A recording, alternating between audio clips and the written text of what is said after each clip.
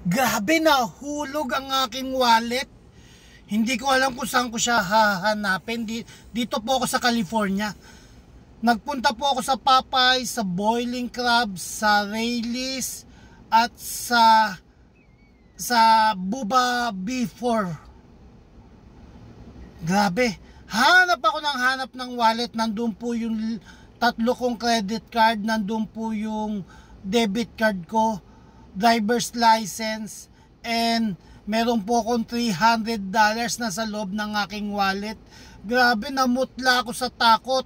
Pinuntahan ko po lahat ng aking pinuntahan, pero yung isa, yung Rayleigh's, hindi ko pa napupuntahan. Siguro tatlong oras akong naghanap sa aking wallet. Tapos may tumawag sa akin yung manager ng Rayleigh's. Meron daw nakapulot sa labas ng wallet ko, sa labas ng Rayleigh's, isang malaking grocery dito sa USA. Kaya shoutout po sa Rayleigh's, talagang sobrang salamat po dahil nakita nyo po yung wallet ko. Tapos buong buo po nilang ibinalik yung pera ko at yung mga credit card ko, saka yung debit card ko. Talagang sobrang saludo po ko.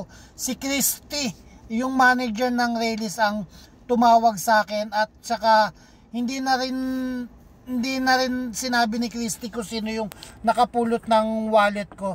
Then yung pagbilang ko po ng pera, yung 300 is kompleto pa rin. Then nagbigay ako ng 100 kay Christy dahil sa pabuya na, pero hindi po nila tinanggap. Grabe. Salamat po talagang sa kabutihan ng puso ng mga tao dito. Talagang meron pa pala talagang nabubuhay sa mundo kundi gumawa lang ng mabuti. Kaya saludo po sa Rayleigh's, saludo po kay Christy. Mabuhay po kayo sa pagbalik ng wallet ko.